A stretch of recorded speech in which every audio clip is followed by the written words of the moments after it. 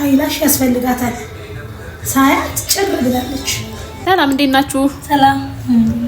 ምንድነው ዛሬም እዚች ላይ ነሽ እንዴ? አይላሽ አላረኩላትም ነበርና ሳያት ጭር አለችብኝ። አይላሽ ላርክባት ብዬ ነው። ድሮሽ አይላሽ ና ሳምንቱ ሙሉ ሰለቸን እኮ በእናትሽ እኔን እየቦሰትሽ። ሌላ ስራ የለም ከስተመራ የለሽም እንዴ?